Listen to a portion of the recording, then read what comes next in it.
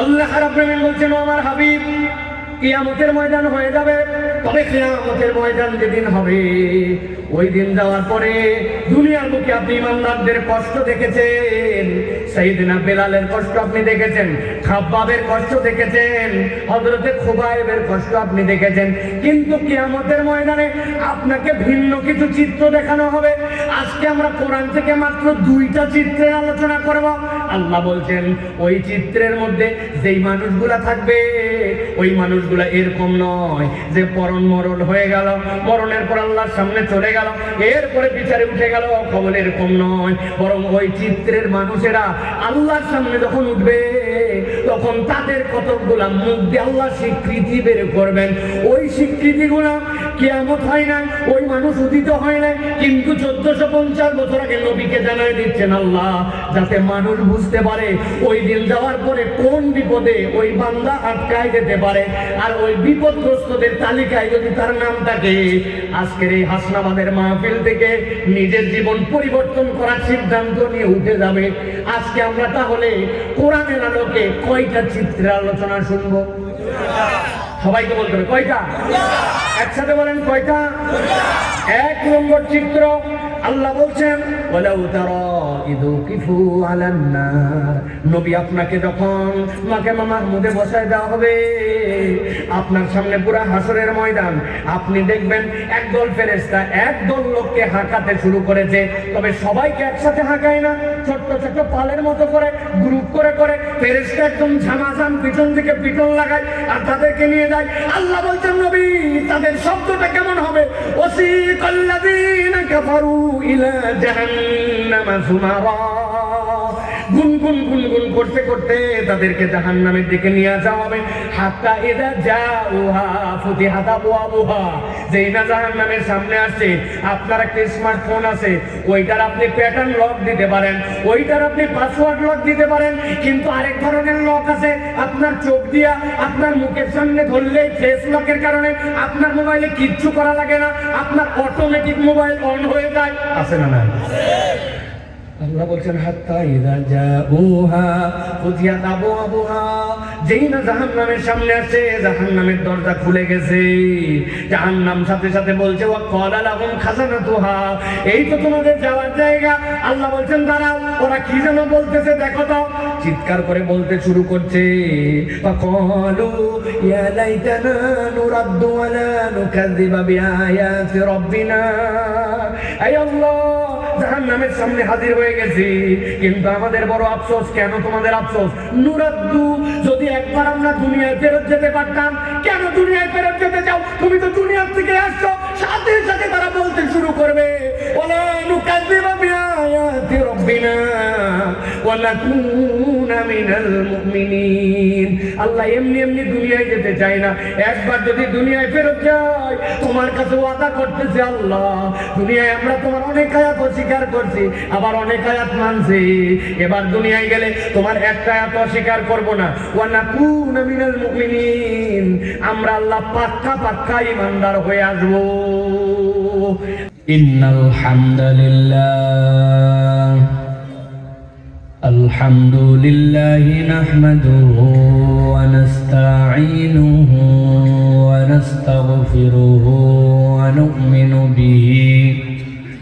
ওয়া নু'মিনু বিহি ওয়া নাতাওয়াক্কালু আলাইহি ওয়া নাউযু বিল্লাহি মিন শুরুরি আনফুসিনা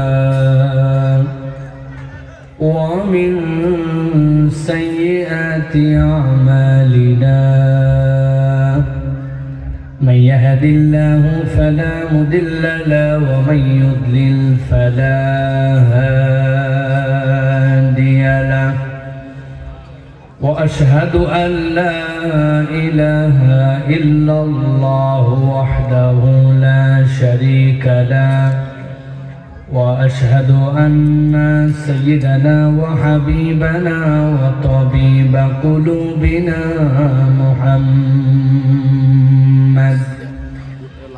الذي أرسله بالحق بشيرا ونذيرا وداعيا إلى الله بإذنه وسراجا منيرا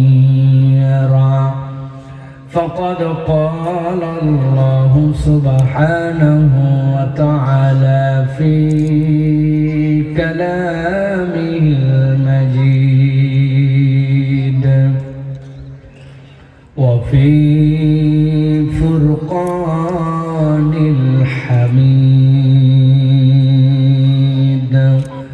أعوذ بالله من الشيطان الرجيم بسم الله الرحمن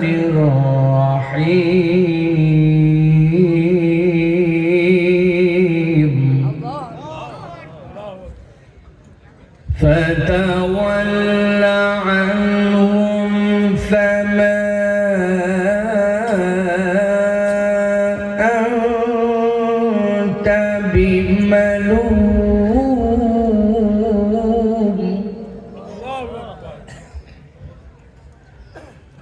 وذكر فإن الذكرى تنفع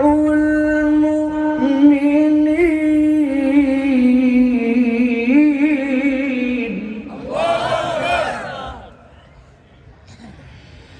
وما خلقت الجن والإنس إلا ليعبدون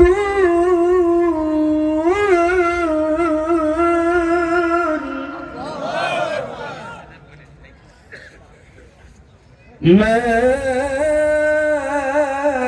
أريد منهم من رزق وما أريد أن يطعمون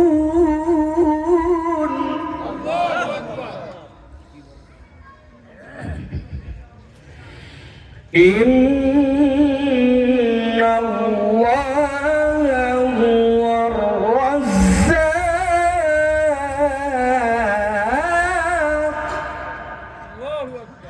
إن الله هو الرزاق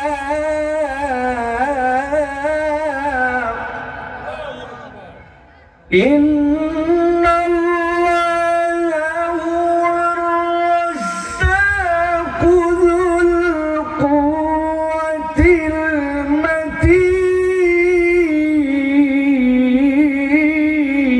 المتين وقال الله سبحانه وتعالى إن الله وملائكته يصلون على النبي يا أيها الذين آمنوا صلوا عليه وسلموا تسليما اللهم صل على محمد وعلى آل محمد كما صليت على إبراهيم وعلى آل إبراهيم إنك حميد مجيد اللهم بارك على محمد وعلى آل محمد كما باركت على إبراهيم وعلى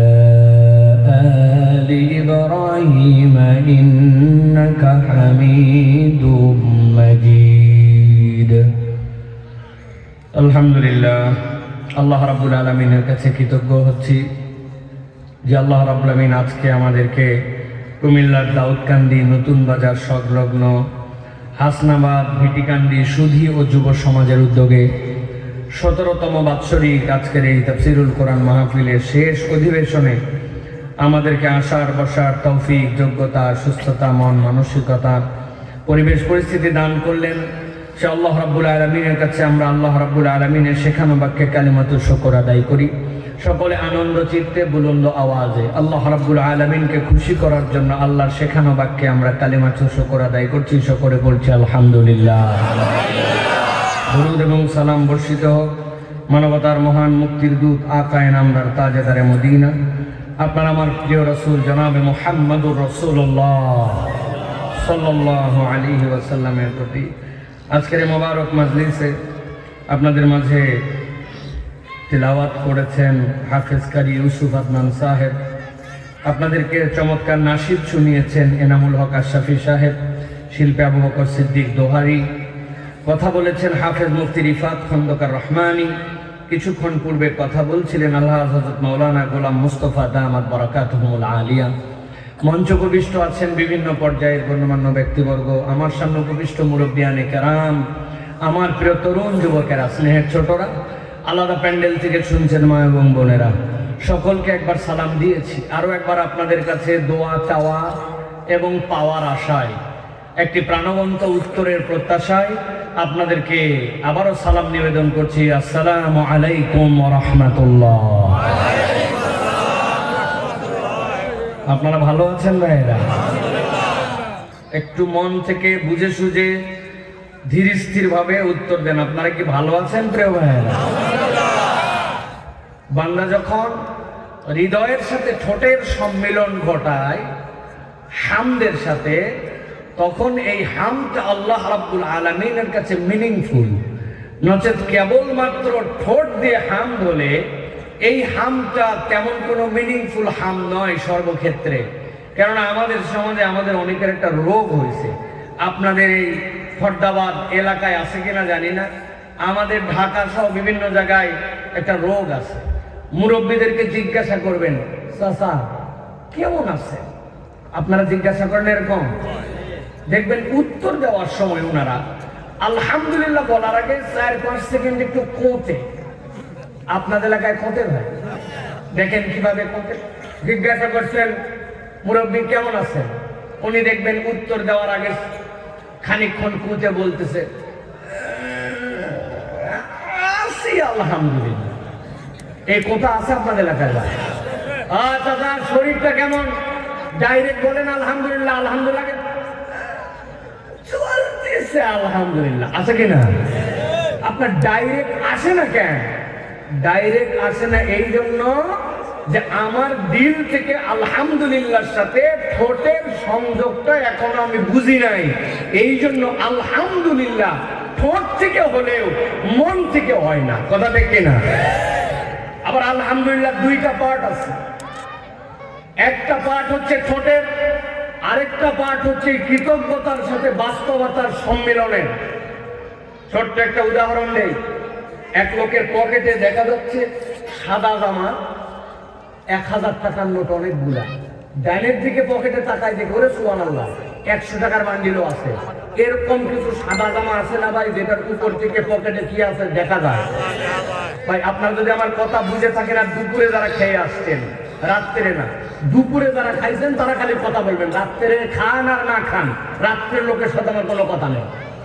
দুপুরে যদি খাই থাকেন তাহলে খালি বলবেন। পকেটে এরকম মাঝে মাঝে 2-1টা জামা কাপড়ে টাকা ভিতরে আছে, দেখা যায় কিনা ভাই? এক মিসকিন এসে বলছে, বাবা আমার বড় আফসোস, অভাব, খাই নাই দুপুরে ভাত, বেশি না 50টা টাকা দিলেই আমার খাওয়া হয় বাবা। যার পকেটের মধ্যে টাকা, ডাইনের টাকা, বোঝা যাচ্ছে ভাব চক্কর দেখে, চেহারার গেটআপ দেখে, কাপড় দেখে যে এই লোক অন্তত পক্ষে টাকা পয়সা দেওয়ার মতো ক্ষমতা রাখে। এখন ওই লোক বলতেছে, বাবা আল্লাহর রাস্তায় তুই মাফ কর, আমি তোর জন্য দোয়া করতেছি, তুই কোনো ধনী মানুষের কাছে যার পকেটে 1000-500 টাকার নোট আছে তার কাছ থেকে যেন আল্লাহ তোকে টাকা মিলাই দেয়, আমি দোয়া তোর জন্য করলাম। বুঝে থাকলে বলেন তো, এই যে চাওয়া আর এই দোয়া, এই লোকের জন্য কি এই দোয়া ঠিক আছে? বুঝে বলেন কিন্তু ঠিক আছে।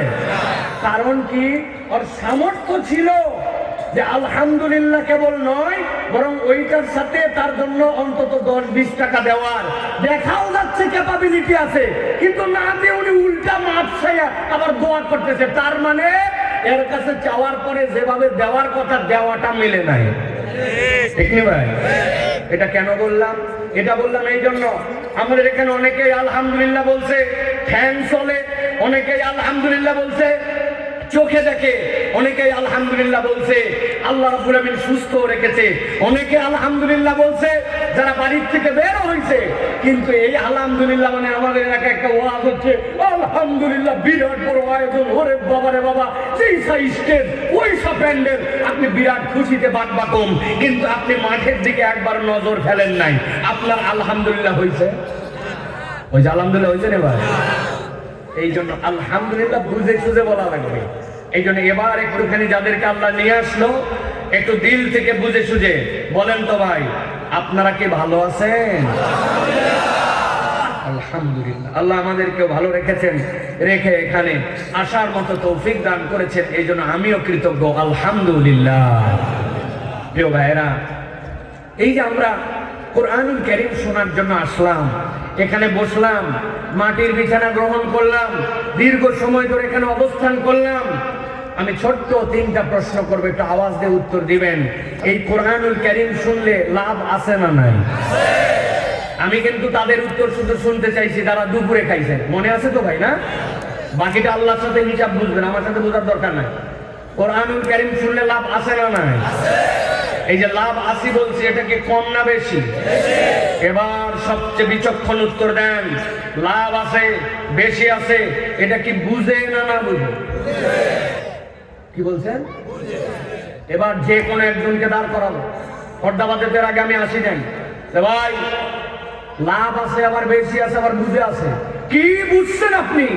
এত লাভ এত বেশি আবার সেটা বুঝে কোরআন হাদিসের দলিল থেকে একজনকে দাঁড় করাবো, শার্ট করে টু দা পয়েন্ট বলে দিই। ওই দেখেন একজন মাথা হালায় ফেলছে, ওর দিকে তাকাই দিলে হুজুর আমি বলি,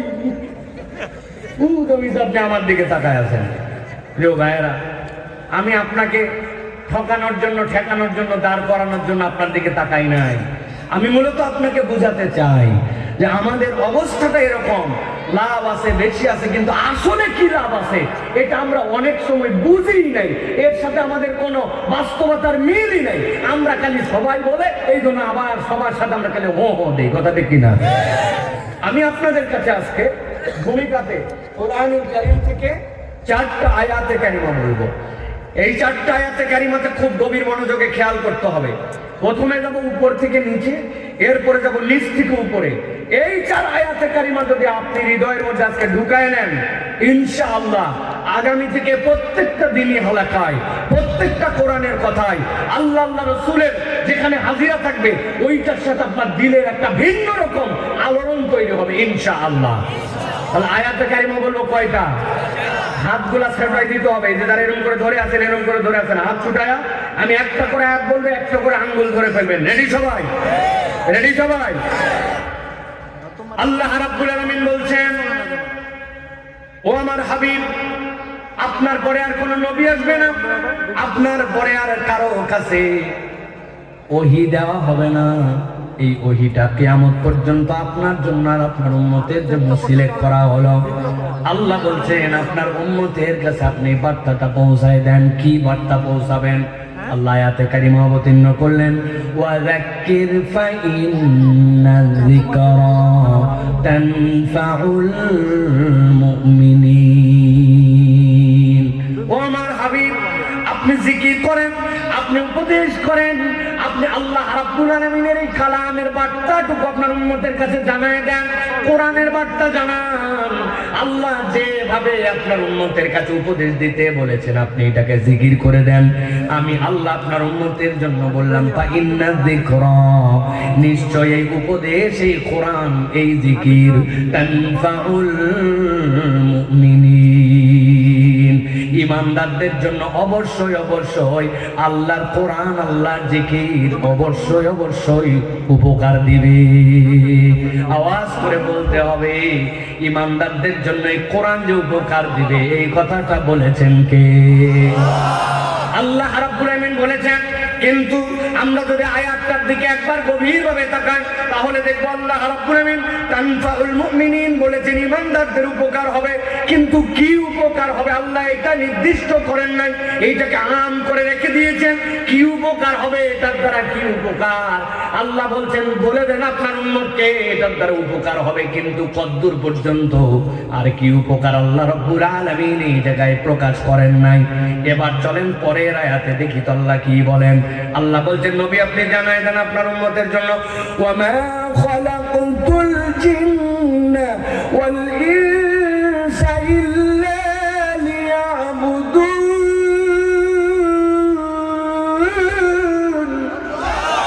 আল্লাহ বলছেন আপনি জানাই দেন আমার হাবিব, ওয়ামা খালাকুল জিন্না ওয়াল ইনসা, আমি জিন আর ইনসানকে সৃষ্টি করি নাই। হ্যাঁ করেছি, কি জন্য? ইল্লা লিয়াবুদুন, কেবলমাত্র আমার ইবাদতের জন্য আমি সৃষ্টি করেছি জিন আর ইনসানকে। কিন্তু এই জায়গায় আমাদের চেতনার মধ্যে একটা, অনেকের মধ্যে চেতনার চিন্তার মধ্যে ভুল আছে। আমরা অনেক সময় মনে করি আল্লাহ আমাদেরকে সৃষ্টি করেছেন তার ইবাদতের জন্য, নিশ্চয়ই আমি যদি ইবাদত করি তাহলে আল্লাহর বোধহয় কোনো উপকার হয়, আল্লাহর প্রতি মর্যাদা বৃদ্ধি পায়, আল্লাহর মর্যাদা বাড়ানোর জন্য আমার বোধহয় ইবাদত করা লাগে। আহলে সুন্নাত ওয়াল জামাতের আকীদা, দুনিয়ার মানুষ জেনে রাখো, দুনিয়ার সব মানুষ যদি আল্লাহর ইবাদত করা বাদ দিয়ে দেয়, আমার রব্বুল আমিনের মর্যাদা এত উপরে, এত উপরে। আল্লাহর সব বান্দা সকল জিন যদি ইবাদত বাদ দিয়ে দেয়, আমার রবের মর্যাদা এক চুলো কমে না। আর সব দুনিয়ার বান্দা যদি আল্লাহর ইবাদতে নিমজ্জিত হয়ে যায়, আমার রব্বুল আমিনের মর্যাদা এত উপরে, এত উপরে, আমার আল্লাহর মর্যাদা এক চুলো বাড়ে না। ইবাদত বাদ দিলে কমে না, ইবাদত করলে বাড়ে না। কিন্তু আল্লাহ রাব্বুল আমিন বললেন নবী আপনি জানাই দিয়ে রাখেন, ওয়ামা খালাকতুল জিন্না ওয়াল ইনসা ইল্লা লিয়াবুদুন, আমি জিন আর ইনসানকে একমাত্র কেবলমাত্র আমার ইবাদতের জন্য সৃষ্টি করেছি। আল্লাহ এর পরের আয়াতে বলছেন 3 নম্বর আয়াতে, দুনিয়ার মানুষ জেনে রাখো, মা উরিদু মিনহুম মির রিজকিন ওয়া মা উরিদু আন ইউতঈমুন। এই দুনিয়ার মানুষ জেনে রাখো, ওই মানুষেরা তোমরা যারা আল্লাহর ইবাদত করো, মনে করো না এটার দ্বারা আল্লাহ রাব্বুল আমিন বোধহয় তোমাদের পক্ষ থেকে খাদ্য পান, নাউযুবিল্লাহ।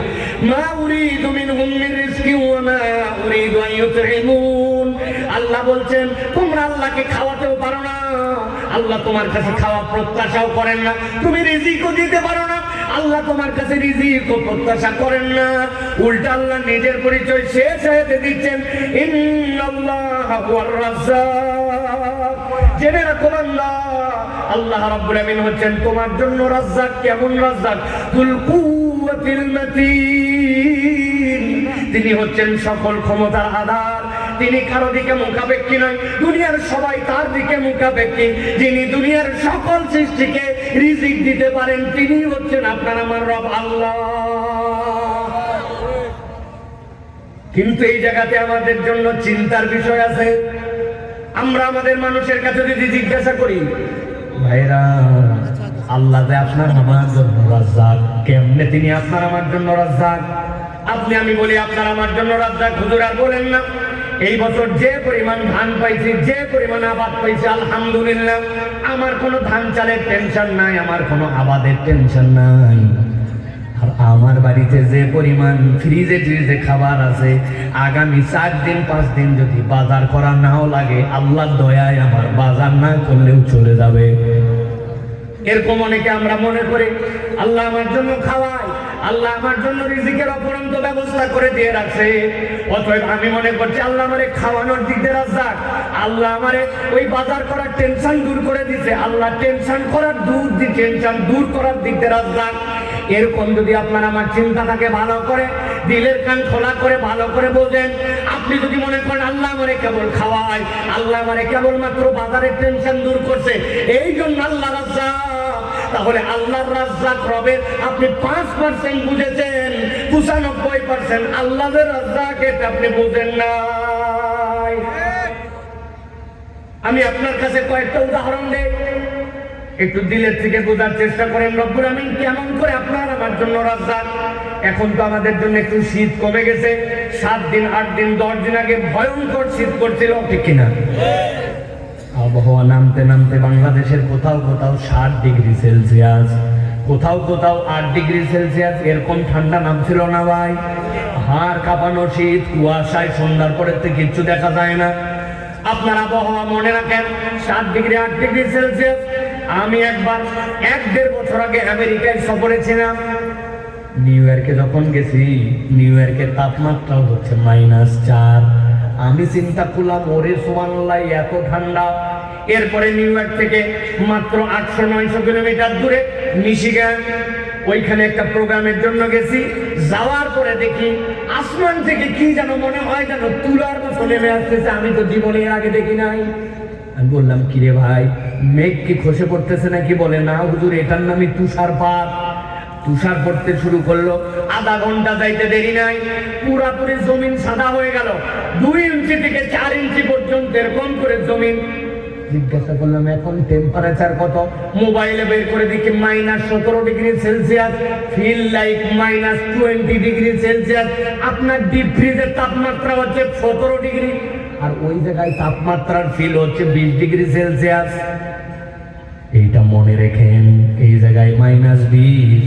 আরেকবার হজের সফরে ছিলাম, আরাফাতের দিনে দেখি 45 ডিগ্রি সেলসিয়াস তাপমাত্রা, অনুভূত হচ্ছে 50 ডিগ্রির মতো।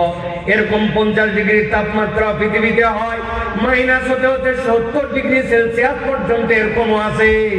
হুজুর, এই গল্প শোনানোর কারণ কি ভালো করে বোঝেন। আপনি যে -ডিগ্রির মধ্যে ছিলেন, ওইটা যদি আপনার লাঞ্চের মধ্যে সরাসরি অক্সিজেন হিসাবে ডাইরেক্ট ঢুকে যেত, আধা ঘন্টা লাগতো না, আপনার বুক ঠান্ডায় জমে নিউমোনিয়া হয়ে যেত। আবার যেটা 50 ডিগ্রি ছিল, ওইটা যদি ওই গরমটাই আপনার হার্টের মধ্যে ডাইরেক্ট ঢুকে যেত, তাহলে রক্তকণিকাগুলো ভেঙে যেত। ভেঙে যে দেরি হতো না, আধা ঘন্টার মধ্যে ব্লিডিং হয়ে দুনিয়ার থেকে আমার চলে যাওয়ার মতো অবস্থা তৈরি হতো। তাহলে রব্বুল আমিন কেমনে ম্যানেজমেন্ট করেন জানেন নাকি?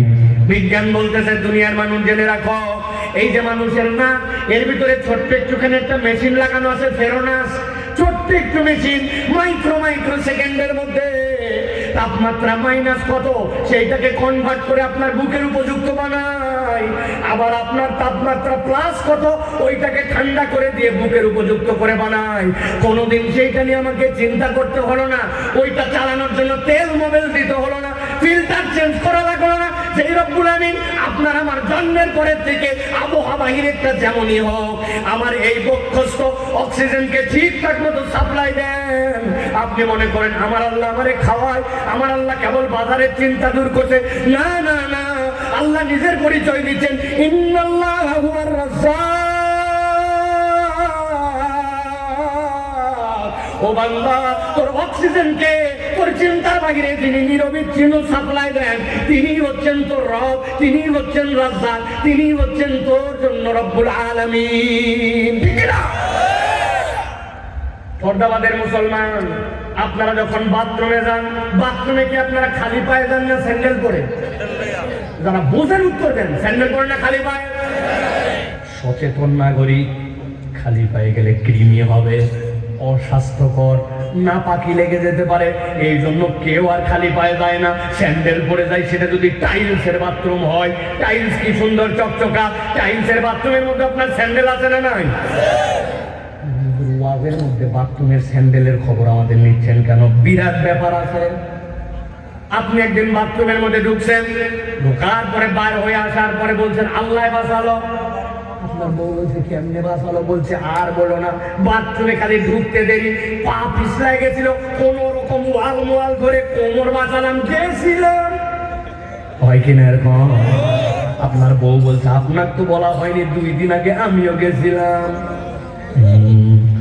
এর নিচের স্যান্ডেলটা পিছলা হয়ে গেছে, ওইটা টাইলসের উপরে থাকার পরেও পিছলায় চলে যায়, এই জন্য মানুষের পা পিছলায় যায়। আপনার আমার জীবনে এরকম ঘটনা আছে না না?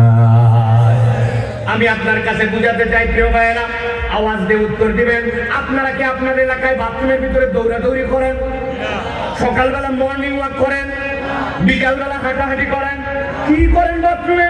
বাথরুমে ঢুকলেন, বাথরুম সারলেন, ওযু করলেন, আপনি বাথরুম থেকে বেরিয়ে আসলেন, 10 ধাপের বেশি দেওয়া লাগে না। কিন্তু হিসাব মিলায় দেখেন আপনার পায়ের তলা, সেই পায়ের তলায় আপনার স্যান্ডেল থাকে, 10 ধাপের বেশি দেন না, ভিতরে পিছলা খড়খড়াও না, ওই জায়গাতেও 3 মাস পরে আপনার স্যান্ডেলের তলা খোয়ায় যায়। বাড়িয়ালি বলে একটা নতুন স্যান্ডেল এনেন, কিন্তু কোনোদিন বিবেচনা করে দেখলেন না। বিজ্ঞান বলতেছে একটা মানুষ তার জীবনে যতটুকু হায়াত পায়, ওই মানুষটা তার হাতে যেরকম 3.5 হাত, ঠিক একই রকম তার 30 বছর, 40 বছর, 50 বছর, 100 বছর হায়াত পাইলেও 90% সময় ওই মানুষটা খালি পায়ে ঘোরাফেরা করে। মাঠে ধান লাগাইছেন খালি পায়ে, ধান কাটছেন খালি পায়ে, পুকুরে গোসল করছেন খালি পায়ে, নদীতে ঝাঁপাইছেন খালি পায়ে, আপনি আপনার ফুটবল খেলছেন খালি পায়ে, বাড়ির মধ্যে ঘুরছেন খালি পায়ে, বিছনার মধ্যে গেছেন খালি পায়ে, মসজিদে গেছেন খালি পায়ে। আপনার জীবনে 90% সময় আপনার পায়ের তলায় স্যান্ডেল ছিল না, খালি পায়ে। বিবেচনা করে একবার ঠান্ডা মাথায় দেখেন, আমার স্যান্ডেল আমার বাথরুমে আমার পায়ের নিচে থেকে 3 মাসে খোয়াই যায়, কিন্তু আমার 50, 60, 70 বছর জীবন হয়ে গেল, কোনদিন আমার পায়ের তলার চামড়া তো খোয়া গেল না। যদি পায়ের তলার চামড়া ওই আমার পায়ের তলার জুতার রেশিওতে খোয়াতো, সেই লোকের বয়স 70 বছর, ওই লোকের আজকে ফরদাবাদে মাহফিলে আসার কথা না, উনার কাল্লা মুবারক আসার কথা। কথা ঠিক কিনা? যে বেটার 50 বছর আর কমও, যেটা 30 বছর হাঁটুর নিচে নাই, খোয়াই গেছে এই পর্যন্ত, কিন্তু আল্লাহ বলছেন বান্দা কোনদিন তোর 100 বছর হলেও তোর পায়ের তলার চামড়া খোয়াই নাই, খোয়াইছে, কিন্তু এটা কেমনে পূরণ করে দিতে হবে এই চিন্তা তোর করা লাগে না। এই জন্য তোর নাম রব হচ্ছেন ইন্নাল্লাহু হুয়ার রাজ্জাক। তোরে কেবল খাওয়াই না, তোর পায়ের তলার চামড়ার খবর যিনি রাখেন তিনি আল্লাহ।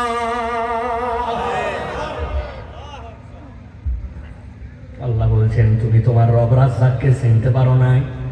এখানে একটা লোককে হাত তোলা লাগবে যার বয়স 60+।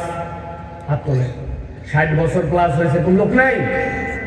60 বছর হয়ে গেছে বয়স, কাদের আছেন না নেই? হাত তোলেন না কেন চাচা, বুঝতে পারেন নাই না? ঠিক আছে বাবা, আমার মুরব্বী কি সুন্দর রুমাল পরে সীমাত করে বসে আছেন, মুনাম্মার চেহারা, 60 বছর বয়স। বলেন তো ফরদাবাদের ভাইয়েরা, আপনাদের এলাকায় বাচ্চা হওয়ার পরে কতদিনের মধ্যে দাঁত ওঠে? দাঁত কতদিন? 6 মাসে দাঁত ওঠে? আন্দা বন্দা কথা বলেন। 1 বছর বড় দাঁত। 9 বছর, 9 মাস, 10 মাস, 11 মাস, ঠিক না? এরপরে দাঁত উঠতে শুরু করে। আরে 6 মাস তো বাদ দেন, কতগুলা তো পেটের থেকে 2-1টা নিয়ে আছে, ওটা ব্যতিক্রম, ঠিক না? 9 মাসে দাঁত উঠছে, দাঁত বড় হতে হতে 6 বছর থেকে 7 বছর, 11 বছর পর্যন্ত দাঁত চেঞ্জ হয়েছে। আবার চেঞ্জ হওয়ার পরে আপনার যে দাঁত পড়ে যাওয়ার পরে নতুন দাঁত উঠলো। 11 বছর বয়স, যার যে আঙুল আছে এই আঙুলটা মাপ দিয়ে দেখেন 11 বছরে যে দাঁত বাড়া শেষ হয়েছে, চাচা মাপ দিয়ে দেখেন এবার আপনারটা কি এই মাপে আছে নাকি বাড়ছে? 11 বছর বয়স থেকে আপনার দাঁত উঠার পরে বেড়ে গেল, এইখানে এসে দাঁড়ায় গেল, কিন্তু কোনোদিন হিসাব করলাম না।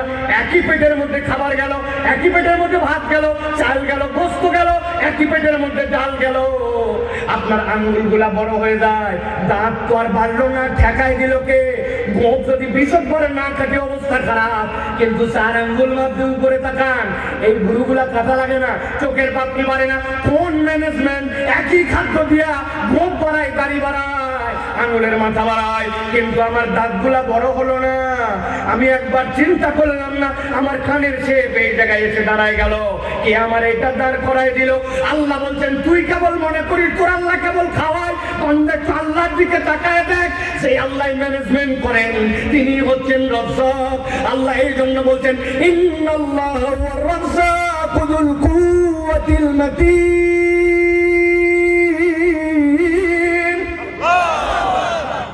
তোর আল্লাহ তোরে কেবল খাওয়ায় না, তোর আল্লাহ তোর সামগ্রিক যে সৌন্দর্য যেটা রক্ষা করে, ওইটাই হচ্ছেন তোর রব, তোর জন্য আল্লাহ। সুবহানাল্লাহ। ভালো করে খেয়াল করেন, আপনার এলাকায় সিএনজি আছে, গাড়ি আছে, ওই গাড়ির সামনে দেখবেন বর্ষার কালে যেন গ্লাসের সামনে যদি পানি পড়ে, পানি পরিষ্কার করার জন্য ওয়াইফার থাকে, দেখছেন ভাই? ওইটা চালাই দিলে পানি কেটে যায়, ময়লা কেটে যায়, আছে না এটা?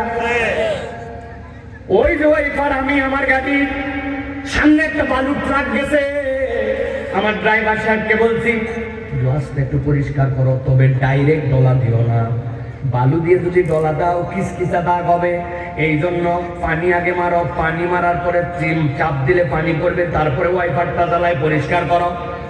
ভিতরে চাপ দিয়েছে, চাপ দিয়ে দেখে পানি আসে না, কি ব্যাপার? বলছে অনেক দিন ধরে ব্যবহার করা হয় নাই, সামনে বনেটের ভিতরে ছোট্ট একটা রিজার্ভার আছে, ওইটা শুকায় গেছে, সামনে গাড়িটা দাঁড় করাও, 2 লিটারের পানি ওর মধ্যে দাও, দিয়ে দিল, এরপরে সুইচ চাপ দাও, গ্লাসে আসলো পানি, গ্লাস পরিষ্কার করে নাও। এইরকম করে গ্লাস পরিষ্কার করার যে সিস্টেম, এইটা যেইটা আছে ওইটা বছরে 10 বার ব্যবহার লাগে না, কিন্তু তারপরেও পানি শুকায় যায়। কিন্তু বান্দা একবার দিল লাগাও, তরুণ যুবক, মনের থেকে কথাগুলা শোনো। এই যে তোমার আমার চোখ প্রত্যেক দিন 22,000 বার পলক ফেলে, কথা বলো, 22,000 বার প্রত্যেক দিন পলক ফেলে, কিন্তু বান্দা একবার হিসাব করে না। আমার চোখের পানি যদি শুকায় যেত একবার, আর সকালবেলা উঠে যদি ওইটা আমি একবার শুকনো চোখে কেবল চোখ খুলতাম আর বন্ধ করতাম, এই স্কিনটা এত সফট, এইটা এমন ঘেঁষঘেঁষা দাগ হয়ে ঝাপসা হয়ে যেত, সারা জীবন দেখলেও ঝাপসা খানার মতো দেখা লাগতো। কিন্তু আমার 70 বছরের জীবনে কোনোদিন আমি চোখ খোলার পরে পানি আসে নাই, ওই পানির মধ্যে কি লাগবে আমার কোনোদিন চিন্তা করা লাগে নাই। আল্লাহ বলছেন বান্দা তুই না তোর রবকে খুঁজে পাস নাই, আল্লাহ বলছেন ইন্নাল্লাহা হুয়ার রাজ্জাকু যুল কুওয়াতিল মাতিন।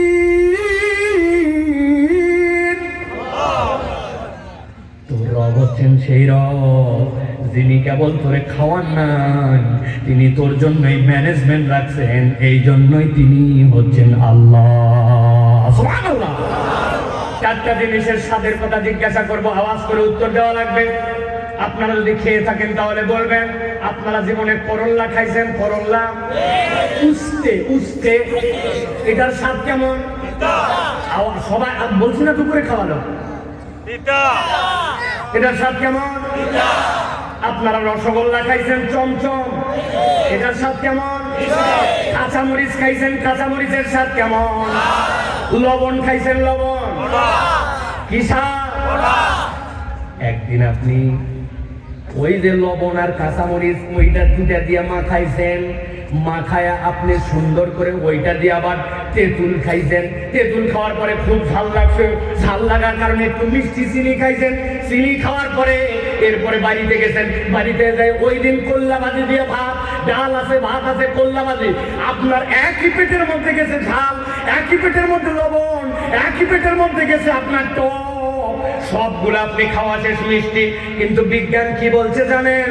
আপনার এই পেটের মধ্যে যে সব গেল, সব যাওয়ার পরে 8টা জারক রসের মধ্যে আসে, এরপরে ওইটাকে মন্ডু বানায়, মন্ডু বানানোর পরে পেটের মধ্যে বড় নারী সার্কেল আছে, ওর ভিতর দিয়ে যায়, যাওয়ার পরে আল্লাহ রাব্বুল আলামিন চিপে চিপে ওইগুলো একটা ভান্ডার মধ্যে রস রেডি করেন, টক আছে, ঝাল আছে, মিষ্টি আছে, হেন কোনো স্বাদ নাই, সব স্বাদ আছে, কিন্তু মাত্র আধা ঘন্টার মধ্যে আল্লাহর মধ্যে টক্সিন দেন, সবগুলা রূপান্তর হয়, রূপান্তর হয়ে সবগুলা চিনি হয়ে যায় সুগার, এরপরে রক্তে কনভার্ট হয়। আপনার খালি ডাইরেক্ট দায়িত্ব পেটের ভিতরে পাঠানো, কোনোদিন চিন্তা করলাম না আহারে পেটে কি গেল, কি খাইলাম, আমি কেবল মনে করছি খাবারটা ভালো হয় নাই, দুপুরে খালি শাকভাজি দিয়ে ভাত খাইছি, লবণ দিয়ে কেবলমাত্র মরিচ দিয়ে ভাত খাইছি। আপনি যাই ঢুকাইছেন পেটের মধ্যে যিনি ম্যানেজমেন্ট করে ওই ব্রেনকে সচল রাখেন, চোখকে সচল রাখেন, আমার হাত যে নড়তেছে এই পাওয়ারটা যিনি দিলেন, আল্লাহ বলছেন তোর রব খালি খাওয়ায় ব্যাক কর, ইন্নাল্লাহা হুয়ার রাজ্জাক, তিনি তোর রব হচ্ছেন রাজ্জাক, যিনি এই সব ম্যানেজমেন্ট করেন, তিনি তোর জন্য আল্লাহ।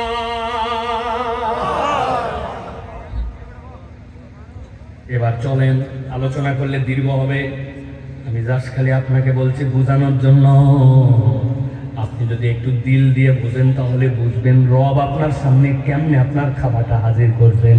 জিজ্ঞাসা করব, বলেন তো ভাই, আলু ভর্তা দিয়া পান্তা ভাত জীবনে একবার খাইছেন যারা? আচ্ছা, জীবনে যারা খান নাই তারা হাত তুলুন। আলহামদুলিল্লাহ, এবার এটা লোক পাওয়া জীবনে আপনারা তাহলে আলুর ছানা দিয়ে পান্তা ভাত খাইছেন তো ভাই? সাথে একটা পেঁয়াজ, ও আর যদি একটু শুকনা মরিচ হয়, ডলা দিলে তো জান ঠান্ডা, ঠিক কিনা? একজন বলছে ভাই কি খাইলেন, কি বলছো বলা যাবে না, বন্ধ করে দেন। ও খাওয়ার মধ্যে ধরে না বাবা, খাওয়ার মধ্যে বলা গেলে বলতাম তো ভাই, বল না কি খাইছি ভাই। করকরা ভাত ছিল, ওই ভাত পানির মধ্যে ডুবাই একটু আলু ভর্তা ছিল, ওইটা দেখাইছিল কোনো খাওয়ার জাতে হলো। ঠান্ডা মাথায় কয় কয় না, বোঝার জন্য বলছি, দিল খোলেন। আল্লাহ রাব্বুল আলামিন কোরআনুল কারীমের মধ্যে বলছেন, দুনিয়ার মানুষ শোনো, নবী আপনি বলে দেন, ফালিয়ানজুরিল ইনসানু ইলা তাআমি আন্না সাবানাল মা সাব্বা। আল্লাহ বলছেন বান্দা পান্তার দিকে তাকা, আলু ভর্তার দিকে তাকা, ফালিয়ানজুরিল ইনসানু ইলা তাআমিহি। আল্লাহ দেখলাম তো পান্তা, দেখলাম তো আলু ভর্তার মধ্যে দেখার কি আছে বান্দা? আপনি যে আলু লাগাইছিলেন, আলুর জমি প্রস্তুত করার জন্য হাল বোয়া ট্রাক্টর দিয়ে ওই মাটিকে নরম করা লাগছে, ঠিক কিনা? এই যে হাল বোয়া ট্রাক্টরের যে ইঞ্জিনটা দিয়ে ঘুরলো, ওর মধ্যে লোহা আছে, ম্যাঙ্গানিজ আছে, দস্তা আছে, যেই ফালি দিয়ে ঘুরলো ওটা লোহা আছে। এইটা কোন খনির মধ্যে ছিল? কে এইটা উঠালো? কোন দেশের থেকে, কোন জায়গার থেকে এটা আসলো? ডিজেলটা তো ঢল ঢল করে ঢেলে দিলাম, ডিজেলটাকে আমার কলের থেকে পাওয়া গেছে না। এই ডিজেল কোথার থেকে আসলো আমি জানি না, কোন জাহাজ এটা ক্যারি করলো আমার হুঁশ নাই, আমি এগুলা কোনো কিচ্ছু জানি না। আমি আমার জমি প্রস্তুত করলাম, মনে করলাম ট্রাক্টর চালালাম আর হয়ে গেল আমার জমি না। এরপরে আপনি আলু লাগাইছেন, আলু লাগানোর পরে ওই আলু তুলছেন, ওই আলু পানি দিয়ে সিদ্ধ করলেন, ওই আলু ছিললেন, লবণ দিলেন, তেল দিলেন, হিসাব মিলাতে পারবেন না। একটা লবণ কিভাবে আপনার সামনে আসলো কল্পনায় নিতে পারবেন না। চাল ডালের আলাপ বাদ দিলাম, আপনি শুধু ঠান্ডা মাথায় যদি আলুর ম্যানেজমেন্ট আর আপনার ভর্তার ম্যানেজমেন্ট চিন্তা করেন, বান্দাকে জানে বামে তাকাতে হবে না, আল্লাহর জন্য বান্দা সিজদায় পড়ে যাবে, ঠিক না? আল্লাহ বলছেন চলেন এবার চারটা আয়াত বুঝতে, এবার পেছন দিক থেকে সামনে দিক যাবো। আমি খেয়াল করছি একজনও হাত ধরে নাই, ঠিক কিনা?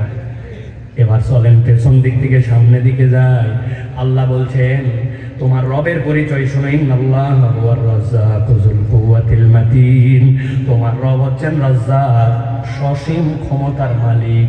এরপরে আয়াত আল্লাহ বলছেন মা উরিদু মিনহুম মির রিজকিন ওয়া মা উরিদু আন ইউতঈমুন। তিনি তোমার কাছে খাদ্যও চান না, তিনি তোমার কাছ থেকে রিজিকও চান না। তার উপরে আয়াত আল্লাহ বলছেন ওয়া মা খালাকতুল জিন্না ওয়াল ইনসা ইল্লা লিয়াবুদুন। রব্বুল আলামিন তোমাকে আর জিনকে কেবলমাত্র তোমার ইবাদতের জন্য সৃষ্টি করেছেন। তার উপরে আয়াত আল্লাহ বলছেন ওয়া যাক্কির ফাইন্না যিকরা তানফাউল মুমিনিন। নবী আপনি জানায় রাখেন এই জিকির, এই কোরআন, সেইটা আপনি আপনার বান্দাকে স্মরণ করান, নিশ্চয়ই এর মধ্যে ইমানদারদের উপকার আছে। মনে আছে কিনা? উপকার তো আছে, কিন্তু উপকারকে আল্লাহ নির্দিষ্ট করেন নাই, বলছিলাম উপকার নির্দিষ্ট করেন নাই। নিচে আল্লাহ আল্লাহর পরিচয় দিয়েছেন ইন্নাল্লাহ হুয়ার রাজ্জাক। তিনি আপনার আমার জন্য যা কিছু দেন সব কিছুর জন্যই রাজ্জাক। আমাদের সালাফরা বলতেছেন আল্লাহ উপকারকে নির্দিষ্ট করেন নাই, কিন্তু নিচে আল্লাহ আল্লাহর পরিচয় দিয়েছেন রাজ্জাক। এর দ্বারা আল্লাহ বোঝাতে চান বিয়ে করলাম, পরিবারের সুখ হলো না, চাকরি খুঁজতেছি, চাকরি পাই না, যেই বেতন পাই ওইটাতে আমার সংসার চলে না, সন্তান হলো না, ছেলে চাইলাম ছেলে হলো না, বিয়ে দিলাম সুখ হলো না, আমি আমার মতো করে সারা জীবন মানুষের জমিতে কাজ করলাম, নিজের একটু জমি হলো না, শরীরটা খারাপ, ডাক্তার দেখাবো, ভালো ডাক্তার পেলাম না, ডাক্তার দেখালাম, ওষুধটা কেন যেন কাজ করে না, বাচ্চা কাচ্চাকে পড়ালাম, ভালো রেজাল্ট করলো না, অনেক পড়লাম কিন্তু মাথায় ধরে না। আপনার আমার পরিবারে, সমাজে, বিভিন্ন ক্ষেত্রে এরকম আমাদের সমস্যা আছে না না? কথা বলেন আছে না না?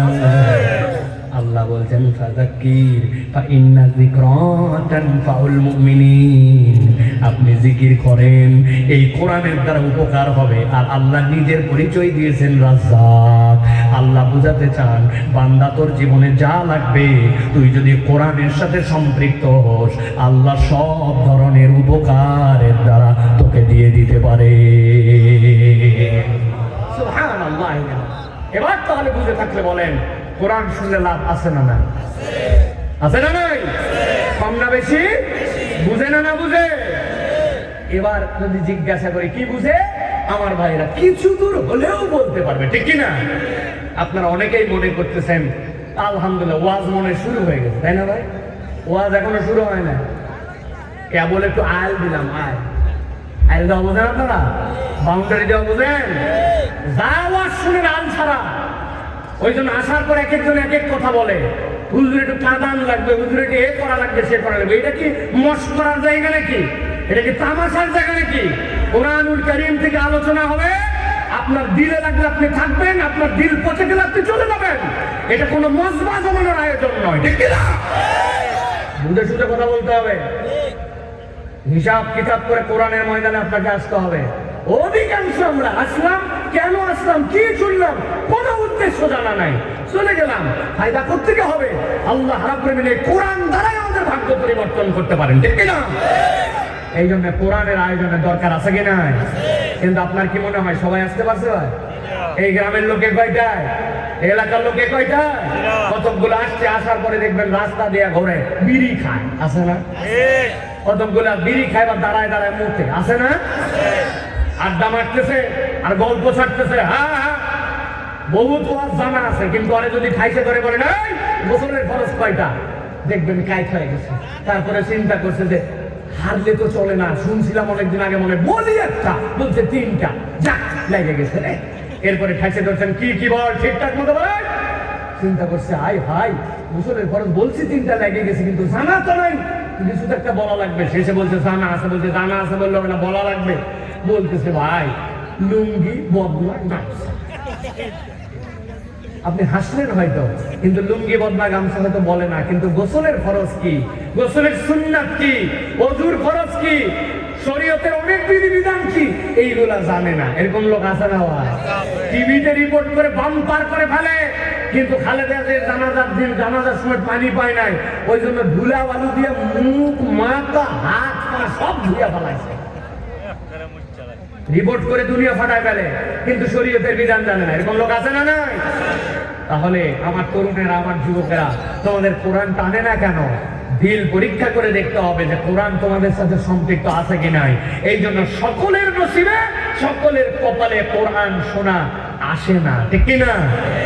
আমাদের আলহামদুলিল্লাহ বেশি লোক দরকার নাই। আজকে আপনাদের জন্য একটা আনন্দের খবর দিলে, মুরব্বী আছেন, আপনাদের কোনো ওয়াজ হবে না বাবা। 40-এর উপর দ্বারা আপনাদের ছুটি দেওয়া থাকলো, আপনারা চাইলে চলে যেতে পারবেন, কেউ ঠেকাবে না আপনাকে, এক মুহূর্ত দেরি করবে না।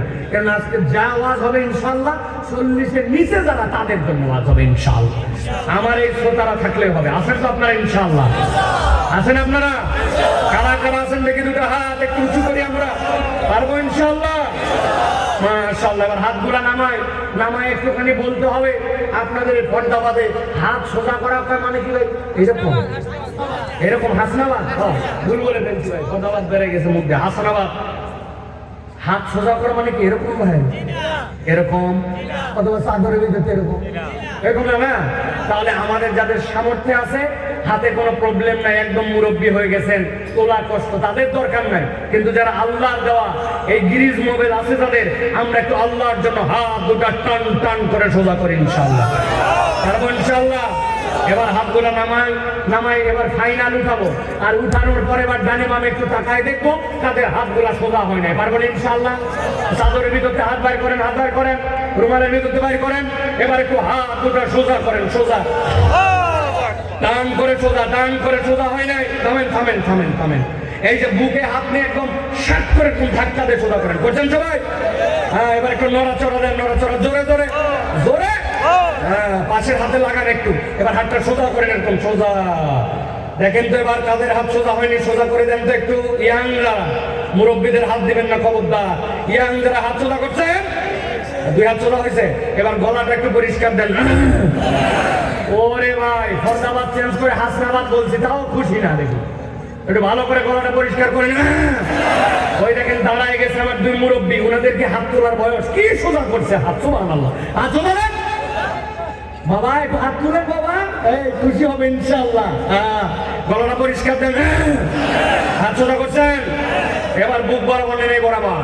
এবার আমরা একটা হাসনাবাদের ইতিহাস রচনা করতে চাই, পারবেন ইনশাআল্লাহ? আকাশ বাতাস মুখরিত করে একটা তাকবীর দিতে চাই, পারবেন ইনশাআল্লাহ? আজকের এই তাকবীরে আকাশ বাতাস মুখরিত হবে, আল্লাহ সন্তুষ্টি হবে, আমার গলার পরীক্ষা হবে। যেই গলা আল্লাহ দিচ্ছেন ওই গলার জন্য একটা তাকবীর দিতে চাই, পারবেন ইনশাআল্লাহ? আওয়াজকে আসতে হবে না জোরে হবে? ফাঁকি মারবেন না তো? বুঝলেন কিন্তু, ফাঁকি হবে না তো? ওই বাহিরে যেগুলো ঘুরতেছে, বাহিরে কতগুলো আছে জানেন? ওরা মনে করছে ওরাও আসেনি, ভিতরে লোকও আসেনি। আছে কিনা ভাই? আমাদের পার্শ্ববর্তী একটা দেশ আছে, এই দেশের নাম বললাম না। ওই দেশের লোকজন এখনো টয়লেট, বাথরুম এইগুলো এখনো চেনে না। ওরা সকাল হলে পুকুরের পার, এই যে আপনাদের নদী, এইটা যদি ওরা পাইতো করে ফেলতো। ওরা চেনেন তো এই দেশ না? কিন্তু আর একটা সুন্দর পলিসি মেনটেন করে, সেটা হচ্ছে যখন এই কাম সকালবেলা সারে তখন মুখ ধরে রাখে। ঘটনা কি? মুখ ধরার কারণ কি? ওরা মুখ ধরে নিচে উন্দান, চিন্তা করছে মুখ ধরছি মানে আমি আমাকে দেখি না, আমার পাশাও কেউ দেখে না। আছে কিনা ভাই? আসলে বলেন তো, মুখ ধরলে কি পশ্চাৎ দেশ দেখা বাদ থাকে? কিন্তু ও নিজের মুখ ধরে চিন্তা করে আমি আমার মুখ দেখি না, আমারটা আমি দেখি না, মানে কেউ দেখে না। নাউজুবিল্লাহ বলেন। আরে তোমরা আমাদের সাথে টক্কর মক্কর দেওয়ার আগে আগে সকলকে বাথরুমে ঢুকাও, ঠিক কিনা? কিসের তুমি আধিপত্যবাদ করতে আসছো আমাদের সাথে? আমাদের এক হাদি তোমাদের কলিজায় কাপন ধরাই দিতে, ঠিক কিনা? আমার তরুণেরা আগামীর হাদি হওয়ার প্রস্তুতি নিচ্ছে। এই বাংলাদেশকে ইনশাআল্লাহ আধিপত্যবাদের কোরআন দেশে কখনো দাবায় রাখা যাবে না, ঠিক কিনা? ওই মানুষগুলার মতো আমাদের এলাকায় কিছু মানুষ আছে, ওরাও মাহফিলে আসে নাই, মনে করছে লোক নাই। আসলে যে আমাদের ভিতরে জায়গা নাই, ঠিক কিনা? এবার একটা হিম্মত করে তাকবীর দিতে হবে, পারবেন ইনশাআল্লাহ? বুকে একটা হাত নামাইছেন কেন? আমি যা কথা বলি আপনার না বুকে হাত থাকবে। আমি যখন বলি লিল্লাহে তাকবীর, তখন আসমানের দিকে হাত দুটো ছুঁড়ে বলতে হবে আল্লাহু আকবার। আসতে না জোরে? তরুণেরা রেডি? যুবকেরা রেডি? বাচ্চারা রেডি? মুরব্বীরা রেডি? দেখে বুক বরাবর হাত। লিল্লাহে তাকবীর বললে হাত কোন দিকে যাবে? খবরদার সামনে জানি চালাবে না। মুরব্বীদের পিঠে পুঠে লাগাই দিয়ে সেটা আমার দোষ হবে। রেডি সবাই? স্টেজে যারা রেডি? সেটা তাকবীর দেন। লিল্লাহে তাকবীর, লিল্লাহে তাকবীর, আল কোরআনের আলো, আল হাদিসের আলো, তোমার নেতা আমার নেতা, তোমার নেতা আমার নেতা, আলেম ওলামা যেখানে, আল্লাহর আইন যেখানে, কোরআন সুন্নাহ যেখানে, গান বাজনা যেখানে, বিড়ি সিগারেট যেখানে, মদ গাঁজা যেখানে, চান্দাবাজ যেখানে, চান্দাবাজি যেখানে, ধান্দাবাজি যেখানে, লিল্লাহি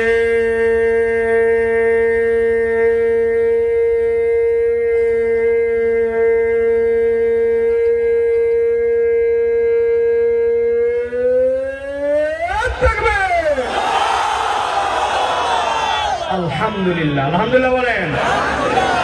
কারা কারা ফাঁকি দিয়েছেন হাত তোলেন। ফাঁকি দিয়েছেন? বলতে নাই, ঠিক না? আল্লাহ রাব্বুল আমিন আমাদেরকে কবুল করুন, আল্লাহুম্মা আমিন। শয়তান আছে? আছে? শয়তান যে আল্লাহু আকবার বললে পালায়, প্রমাণ আছে? কার কাছে? কি প্রমাণ বলেন না? কেউ প্রমাণ করুন। হ্যাঁ, কোরআনে প্রমাণ। আল্লাহ চাচা জানে কিন্তু আসলে বোঝে না, ঠিক না? আমি একটা প্রমাণ দেব। চৈত্র মাস এইরকম ঠান্ডা, তাই তো না? হ্যাঁ চৈত্র মাস ঠান্ডা কি বলা লাগবে তো? আমিও চৈত্র মাস ঠান্ডা টেনশন করছে। হ্যাঁ, হতেও পারে। চৈত্র মাস ঠান্ডা না গরম? দুপুর বাজে 12টা 59। কত? আসমান গরম, জমিন গরম, বালু গরম, মাটি গরম, গাছপালা ক্লান্ত, সবাই তৃষ্ণার্ত। একটা কুকুর একটা বালুর ঢিপি আছে, ওই ঢিপির মধ্যে অনেকক্ষণ পরে আছে, শুইছে, শুয়ে জিবা লম্বা বাড়ায় গেছে। আছে না ভাই? বাজে কথা। মুরব্বীরা ক্ষমতার কোনো কথা বলবেন না আপনারা, আপনার বোঝা হয়ে গেছে আপনাদের। ইয়াংরা বলো বাজে কথা। কুত্তা শুয়ে আছে, খায় খায়, কোন রকম জীবন যায় কি যায়, আসে কি আসে, যায় কি যায়, এরকম শুয়ে আছে, দুনিয়া ক্লান্ত। হঠাৎ করে বাজে একটা বাজার সাথে আপনার এলাকার মসজিদের থেকে জোহরের আযান শুরু হয়ে গেছে। আল্লাহু আকবার, আল্লাহু আকবার, আল্লাহু আকবার, আল্লাহু আকবার। এই যে আল্লাহু আকবারে যে আযান হয়েছে, ওই যে আদা মারা কুত্তা যেটা বালুর ঢিপিতে শুয়েছিল, ও আস্তে করে মাথা উঠে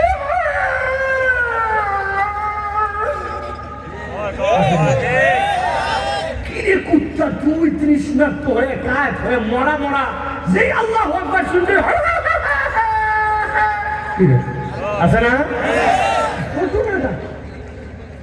নবীজি বলতেছেন তুমি দেখো হাউ হাউ করে, কিন্তু হাউ হাউ করে না। আল্লাহু আকবার বললে তুমি রিমোট চাপলে যেরকম তুমি দেখতে পাও না, কিন্তু একটা ইনফ্রারেড রে যায়, যাওয়ার পরে তোমার টিভি এসি অন করায়, মধ্যে দিয়ে একটা রে দেখো না, ওরকম আল্লাহু আকবারের একটা রে আছে, ওইটা শয়তানের গায়ে আঘাত করলে শয়তান তখন বিচলিত হয়ে পালায়। ওই আলো তুমি দেখো না, কুকুর দেখে, ও হেউ হেউ করে না, ও খুশিতে আল্লাহর প্রতি কৃতজ্ঞতা জানায়। আল্লাহ, তুমি সকালবেলা দেখো মোরগ বাঁকে, ও বাঁকে না, ও সুবহান কুদ্দুসুন বলে, ও আল্লাহর কাছে বলে রব তোমার কৃতজ্ঞতা। আল্লাহর ফেরেশতা নেমে আসতেছে, আরেক ফেরেশতা উঠে যাচ্ছে, ওইটা ফেরেশতা দেখতে পায় জন্য ওই মোরগ ডাকে। সুবহানাল্লাহ। তাহলে আল্লাহু আকবার বললে শয়তান পালায় তো, ঠিক না? এই জন্য আমরা ওই ঘোষণা দিয়ে দিতে চাই, আগামীর বাংলাদেশ ঐক্যবদ্ধ বাংলাদেশ, ইনসাফের বাংলাদেশ, আগামীর বাংলাদেশ ভালোবাসার বাংলাদেশ। তবে মনে রাখতে হবে, ওই বাংলাদেশে আল্লাহু আকবারের পক্ষে যারা, তাদের পক্ষে আমরা, আল্লাহু আকবারের পক্ষে না আসতে পারলে তার পক্ষে ইমানদার যুবকেরা থাকতে পারে না, ঠিক না? আল্লাহু আকবারের পক্ষে থাকতে হবে। তুমি তোমার স্লোগানে আল্লাহু আকবার দিতে পারো না, তুমি কিসের মুসলমান দাবি করো, ঠিক না? এই জন্য আমাদেরকে আল্লাহু আকবারের পক্ষে থাকতে হবে। রাজি আছেন তো ইনশাআল্লাহ? ভাই রে ভাই, অনেক দীর্ঘ বাউন্ডারি দেওয়া হয়েছে, এখন অল্প একটু কিছু কথা, যেহেতু তাফসীর মাহফিল নাম দিয়েছেন, আমরা একটু কোরআন থেকে কিছু কথা বলতে চাই। রাজি আছেন তো ইনশাআল্লাহ? 11টা পর্যন্ত ডেড লাইন ছিল, এই 11:10 বাজে, চলবে আলোচনা ভাই, সমস্যা নাই তো না? মুরব্বীরা আপনাদের কিন্তু ছুটি দেওয়া আছে বাবা, আপনারা উদামিসা মন খারাপ করে বসে থাকেন না। আপনাদের যখন মনে না টানিবে, আপনারা সুন্দর করে আপনারা সুর করে চলে যাবেন। তবে যাইয়া মনে লাভ হবে না, কারণ চাষি আমরা যে পরিমাণ সব চলে আসছে, চাবি দিয়ে আসছে, আপনার যাই বারান্দার বসে থাকা লাগবে, তার থেকে ওই যেখানে বসে সব চাবি তাদের কাছে। মহিলারা আপনাদের থেকে বেশি চলে আসছে, ঠিক না? আমার বেশি লোক দরকার নেই, একটা লোক থাকলে হবে মাইকালা। যা নিয়োগ করে আসছো, একজন থাকলেও যা বলবো, 1 লাখ লোক থাকলেও তাই, আমার নিয়োগটা বরাবর ইনশাআল্লাহ। চলেন এবার আমরা কোরআনুল কারীমের মধ্যে প্রবেশ করব। বিতাড়িত শয়তান থেকে আশ্রয় প্রার্থনা করে সমস্বরে আমরা কোরআনে প্রবেশ করবো। একটা মুখ বন্ধ রাখা যাবে না, জোরে না, কিন্তু আসতে হলেও আল্লাহ শেখানো বাক্যে আমরা সকলে প্রবেশ করি। কি মাইক বলা, কি ইউটিউবার, কি দূরে, কি কাছে, কি ছোট, কি বড়, সকলে মিলে কোরআনে ঢুকবো। সকলে আমার সাথে পড়েন, আউযু বিল্লাহি মিনাশ শাইতানির রাজীম, বিসমিল্লাহির রাহমানির রাহিম। ولو ترى إذ وقفوا على النار فقالوا يا ليتنا نرد ولا نكذب بآيات ربنا ونكون من المؤمنين। আল্লাহ রাব্বুল আলামিন বলছেন, আমার হাবিব কিয়ামতের ময়দান হয়ে যাবে। তবে কিয়ামতের ময়দান যেদিন হবে, ওই দিন যাওয়ার পরে দুনিয়ার বুকে আপনি ইমানদারদের কষ্ট দেখেছেন। সাইয়েদনা বেলালের কষ্ট আপনি দেখেছেন, খাব্বাবের কষ্ট দেখেছেন, হযরতে খুবাইবের কষ্ট আপনি দেখেছেন। কিন্তু কিয়ামতের ময়দানে আপনাকে ভিন্ন কিছু চিত্র দেখানো হবে। আজকে আমরা কোরআন থেকে মাত্র 2টা চিত্রের আলোচনা করব। আল্লাহ বলছেন ওই চিত্রের মধ্যে যেই মানুষগুলা থাকবে, ওই মানুষগুলা এরকম নয় যে পরণ মরণ হয়ে গেল, মরণের পর আল্লাহর সামনে চলে গেল, এরপরে বিচারে উঠে গেল, খবর এরকম নয়। বরং ওই চিত্রের মানুষেরা আল্লাহর সামনে যখন উঠবে, তখন তাদের কতকগুলা মুখ দিয়ে আল্লাহ স্বীকৃতি বের করবেন। ওই স্বীকৃতিগুলা কিয়ামত হয় না, ওই মানুষ উদিত হয় না, কিন্তু 1450 বছর আগে নবীকে জানাই দিচ্ছেন আল্লাহ, যাতে মানুষ বুঝতে পারে ওই দিন যাওয়ার পরে কোন বিপদে ওই বান্দা আটকায় যেতে পারে। আর ওই বিপদগ্রস্তদের তালিকায় যদি তার নাম থাকে, আজকের এই হাসনাবাদের মাহফিল থেকে নিজের জীবন পরিবর্তন করার সিদ্ধান্ত নিয়ে উঠে যাবে। আজকে আমরা তাহলে কোরআনের আলোকে কয়টা চিত্রের আলোচনা শুনবো? সবাইকে বলতে হবে কয়টা? একসাথে বলেন কয়টা? 1 নম্বর চিত্র, আল্লাহ বলছেন ওয়ালাউ তারা ইযু কিফু আলান নার। নবী আপনাকে যখন মাকামে মাহমুদে বসায় দেওয়া হবে, আপনার সামনে পুরো হাসরের ময়দান, আপনি দেখবেন একদল ফেরেশতা একদল লোককে হাঁকাতে শুরু করেছে। তবে সবাইকে একসাথে হাঁকায় না, ছোট্ট ছোট্ট পালের মতো করে গ্রুপ করে করে ফেরেশতা একদম ঝামাঝাম পিছন থেকে পিছন লাগায় আর তাদেরকে নিয়ে যায়। আল্লাহ বলছেন নবী তাদের শব্দটা কেমন হবে? ওয়াসিকাল্লাযীনা কাফারু ইলা জাহান্নামা যুমারা। গুনগুন গুনগুন করতে করতে তাদেরকে জাহান্নামের দিকে নিয়ে যাওয়া হবে। হাত্তা ইযা জাউহা ফুতিহাত আবওয়াবুহা। যেই না জাহান্নামের সামনে আসছে, আপনার একটা স্মার্টফোন আছে, ওইটার আপনি প্যাটার্ন লক দিতে পারেন, ওইটার আপনি পাসওয়ার্ড লক দিতে পারেন। কিন্তু আরেক ধরনের লক আছে, আপনার চোখ দিয়া আপনার মুখের সামনে ধরলেই ফেস লকের কারণে আপনার মোবাইলে কিচ্ছু করা লাগে না, আপনার অটোমেটিক মোবাইল অন হয়ে যায়। আছে না? না। আল্লাহ বলছেন হাত্তা ইযা জাউহা ফুতিহাত আবওয়াবুহা। যেই না জাহান্নামের সামনে আসে, জাহান্নামের দরজা খুলে গেছে, জাহান্নাম সাথে সাথে বলছে ওয়া ক্বালা লাহুম খাজানাতুহা, এই তো তোমাদের যাওয়ার জায়গা। আল্লাহ বলছেন দাঁড়াও, ওরা কি যেন বলতেছে দেখো তো। চিৎকার করে বলতে শুরু করছে ফাকালু ইয়া লাইতানা নুরাদ্দু ওয়া লা নুকাযযিবা বিআয়াতি রাব্বিনা। আয় আল্লাহ, জাহান্নামের সামনে হাজির হয়ে গেছি, কিন্তু আমাদের বড় আফসোস। কেন তোমাদের আফসোস? নুরাদ্দু, যদি একবার আমরা দুনিয়ায় ফেরত যেতে পারতাম। কেন দুনিয়ায় ফেরত যেতে চাও? তুমি তো দুনিয়ার থেকে আসছো। সাথে সাথে তারা বলতে শুরু করবে ওয়ালা নুকাযযিবা বিআয়াতি রাব্বিনা ওয়া নাকুনা মিনাল মুমিনিন। আল্লাহ এমনি এমনি দুনিয়ায় যেতে চায় না। একবার যদি দুনিয়ায় ফেরত যাই, তোমার কাছে ওয়াদা করতেছে আল্লাহ, দুনিয়ায় আমরা তোমার অনেক আয়াত অস্বীকার করছি, আবার অনেক আয়াত মানছি। এবার দুনিয়ায় গেলে তোমার একটা আয়াত অস্বীকার করব না। ওয়া নাকুনা মিনাল মুমিনিন, আমরা আল্লাহ পাক্কা পাক্কা ঈমানদার হয়ে আসবো।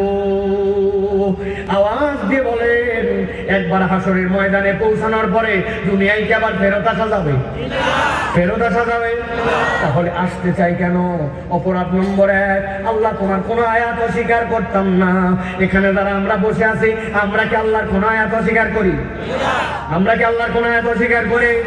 আমরা কি আল্লাহর কোন আয়াত অস্বীকার করে? 3বার বলাইছি, এবার হিসাব মিলাবো একটু। আপনার এখানে জুম্মার দিনে আযান হয়ে গেছে, ইদা নুদিয়া লিস-সালাতি মিন ইয়াউমিল জুমআ ফাসাউ ইলা যিকরিল্লাহ। আল্লাহ বলেন ব্যবসা বাদ দাও, দারুল ভাই, তোমার ধান কাটা বাদ দাও, তোমার দুনিয়ার কাজ বাদ দাও, সব বাদ দাও, তুমি আল্লাহর জিকিরের দিকে আসো। আপনার জন্য আল্লাহর আহ্বান। আপনি আসেন নাই, কোনো কাজ বাদ দেন নাই, আপনি আপনার স্টাইলে আপনার গতি ঠিক রাখছেন। তবে চিন্তা করছেন অন্তত মসজিদে যাওয়া উচিত। সোয়া 1টার সময় আসছে, তাও ভিতরে ঢোকে না, মসজিদের বারান্দায় দাঁড়ায় মোবাইল খেসে, উপরে ঠেলে নিচে ঠেলে, রোদ কিনছে, শীতের দিনে একটু রোদ তাওয়ায় ভিতরে যাওয়া হয়। হঠাৎ করে মুয়াজ্জিন কদ কামাতিস সালাহ, কদ কামাতিস সালাহ, উনার মনে হয়েছে এখন তো জুম্মা ধরা দরকার। সিঁথুর কেটে দৌড়, এক জুতা বাইরে, আরেকটা মসজিদের বারান্দায়। এরকম ভিআইপি মুসল্লি আসে না? না। তারপরে অন্তত পক্ষে জুমার দিনে মসজিদে আসছে। কিন্তু আমার জিজ্ঞাসা, সেই আল্লাহর আহ্বানে আপনি জুমায় মসজিদে আসলেন, ওই আল্লাহ আসরের জন্য আপনাকে হাইয়া আলাস সালাহ বলে ডাকাইছিল, মাগরিবে আল্লাহ আপনাকে হাইয়া আলাস বলে ডাকাইছিল, আপনাকে ফজরের সময় আসসালাতু খায়রুম মিনান নাওম বলে ডাকাইছিল। আপনি বলছেন আল্লাহর আয়াত অস্বীকার করেন না, তাহলে আপনি কোন আল্লাহর আয়াত মেনে নিয়ে জুম্মার নামাজে আসলেন, আর কোন আল্লাহর আয়াত অস্বীকার করে আপনি ওয়াক্তের নামাজ বাদ দিলেন? একটু হিসাব মিলান। আল্লাহর কাছে যাওয়ার পরে বলবে ওয়ালা নুকাযযিবু বিআয়াতি রাব্বিনা, আল্লাহ দুনিয়ায় একবার ফেরত পাঠাও, আমি তোমার আর আয়াত অস্বীকার করব না। ওই দিন যাওয়ার পরে কি হিসাব বরাবর করা যাবে? যাবে? এইটাতে বলে একটা আমলের বিষয়, ইমানের ক্ষেত্রেও পার্থক্য আছে। আপনাদের এই হাসনাবাদের কোন লোক থাকলে একটু আওয়াজ দেবেন। নামাজ পড়া লাগবে, রোজা রাখা লাগবে, হজ একবার করলে তো ভালো, যাকাত দেই তো, কিন্তু উনাকেই বলছেন এইগুলা তো আল্লাহর বিধান, এইগুলা তো আল্লাহর হুকুম। মুরব্বী নামাজ রোজা হজ যাকাত আল্লাহর হুকুমে মানলেন, তাহলে এই যে বাংলাদেশের টাকা যারা বিদেশে পাচার করলো, দেশের প্রবাস থেকে রেমিটেন্স পাঠান, ওই টাকা দিয়ে আবার তারা স্মাগলারিং করে বিদেশে যায় বাড়ি কিনে ফেললো, ব্যাংকের টাকা হাওয়া করে ফেললো, দেশের মানুষকে হত্যা করে ফেললো, এরপরে ভক্কর চক্কর করে পালায় গেল। আগামীতে যদি কোনো চোর ধরা পড়ে, যেই ব্রিজ 5 বছর পর্যন্ত 2টা খুঁটি দিয়ে আটকায় গেল, টাকা দেশেরটাই বরাদ্দ হলো, টাকা গেল কই? ওদেরকে ধরলে আগামীতে আর কোনো প্রচলিত আইনে বিচার নয়, আমরা আল্লাহর আইনে চোরের বিচার করতে চাই, আল্লাহর আইনে ডাকাতের বিচার করতে চাই। ডান হাত কাটা যাবে, বাম পা কাটা যাবে, কোনো মহিলার সাথে খারাপ আচরণ করলে আল্লাহর আইনে বিচার করতে চাই। ইউনিয়ন পরিষদ থেকে উপর পর্যন্ত আল্লাহর আইন দিয়ে আমরা দেশকে চালাতে চাই। এই কথা বললেই দেখবেন নামাজ রোজা হজ যাকাতে সমস্যা নাই। এই কথা শুনলে বলবে এই মাহফিল তো রাজনৈতিক মাহফিল না, এই বক্তা আবার রাজনৈতিক কথা বলে কেন? আছে না? তার মানে কি? তার মানে হচ্ছে ওয়ালা নুকাযযিবু বিআয়াতি রাব্বিনা, আল্লাহর আয়াত যেটা আপনার মনে টানছে আপনি মানেন, আর আল্লাহর আয়াত যেটা মনে টানে নাই ওইটা পছন্দ করে না, এরকম মুসলমান আছে না? আমার আল্লাহ বলছেন ওই দিন যাওয়ার পর আটকায় যাবে, বলতে শুরু করবো ওয়ালা নুকাযযিবু বিআয়াতি রাব্বিনা ওয়া নাকুনা মিনাল মুমিনিন। আল্লাহ আমাদের ঈমানে একটু ঝামেলা ছিল, একবার এবার খালি ফেরত পাঠাও, আমরা টাটকা মুমিন হয়ে আসবো। আসা যাবে? বাসার রাস্তা এখান থেকে বাইর করা লাগবে না। আমি ছোট্ট একটা জিনিস পড়বো, আপনার যদি এর পরেরটা জানা থাকে সাথে সাথে বলবেন আমানতু বিল্লাহি। আরেকবার আমানতু বিল্লাহি, তারপরে আবার শুরু থেকে বলি আমানতু বিল্লাহি, তারপরে আমানতু বিল্লাহ মানে কি? আশহাদু আল্লা ইলাহা ইল্লাল্লাহ, আল্লাহর প্রতি আমি সাক্ষ্য দিলাম। আমানতু বিল্লাহ সাক্ষ্য দিলাম, জিনা আশহাদু আল্লা ইলাহা ইল্লাল্লাহ আমানতু বিল্লাহর মধ্যে পার্থক্য আছে। আশহাদু আল্লা ইলাহা ইল্লাল্লাহ মানে আল্লাহ আপনাকে আমি সাক্ষ্য দিলাম, কিন্তু আমানতু বিল্লাহ মানে সাক্ষ্য নয়। আমানতু বিল্লাহ মানে আল্লাহ তুমি কেমন আমি জানি না, কোথায় আসো রব্বুল আলামিন, তুমি আমারে কেমনে দেখো এইটা আমার জ্ঞানে ধরে না, কেননা সৃষ্টির সাথে স্রষ্টার বিরুদ্ধে কুলাবে না, কিন্তু আল্লাহ জ্ঞানে ধরুক বা না ধরুক আমানতু বিল্লাহ, আমি আমার আল্লাহকে মেনে নিলাম, ঠিক কিনা? মালাইকা জি জ্ঞানের কাঁধে নাকি একটা শব্দ আমি কই বুঝলাম না তো, কিন্তু আল্লাহ বোঝার দরকার নাই, তুমি বলছো আমি মেনে নিলাম, ঠিক কিনা? কুতুবি, আল্লাহ তোমার ওই কিতাব, ওর ভিতরে যা কিছু আছে আমার মাথায় সব ধরে না, কিন্তু আমি সব কিছু মেনে নিলাম, ওর নাম হচ্ছে কুতুবি।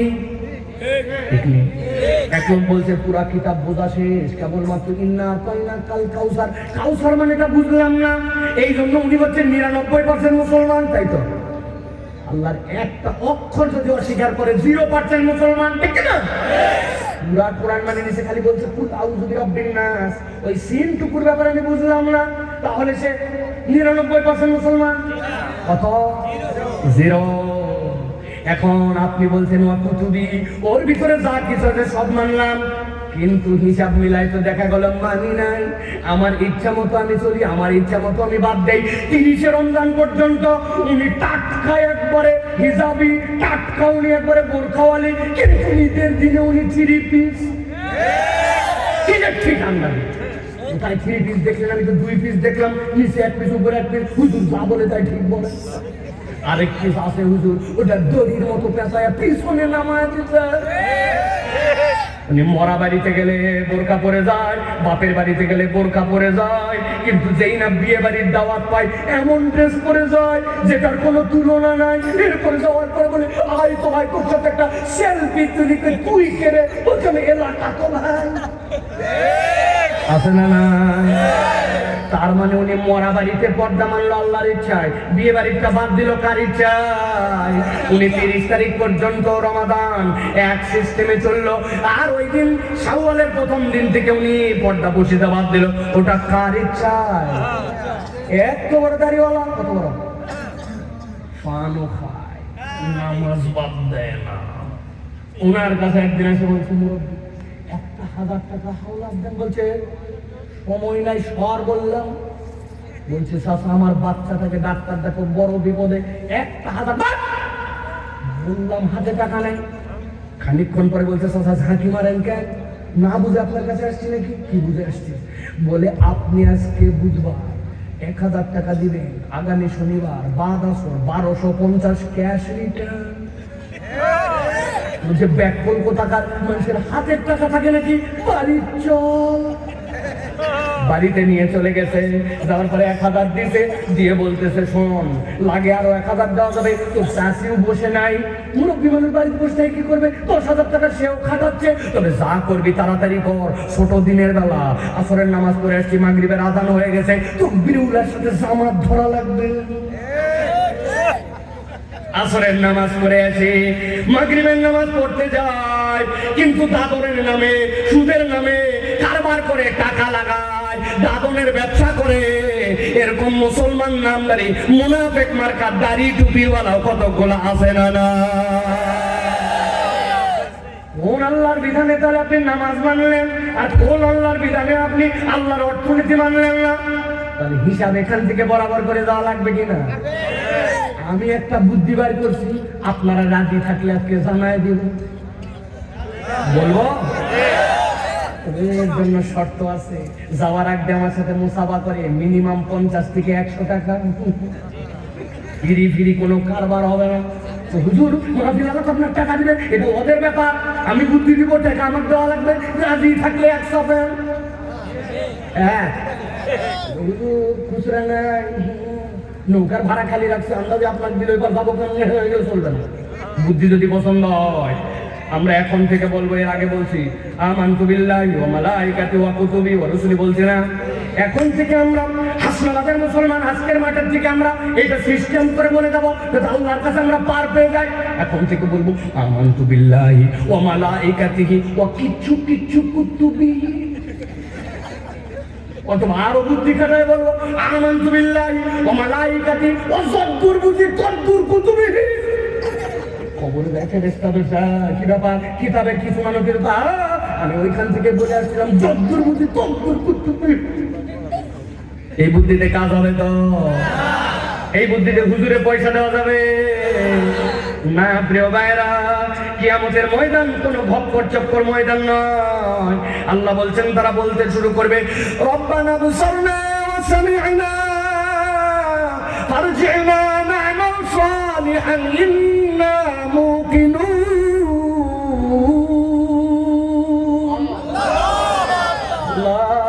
দেখে ফেলছি জাহান্নাম, আজকে শুনে ফেলছি তার গর্জন। ফারজি'না, আমাদেরকে একটু দুনিয়ায় ফেরত পাঠায়।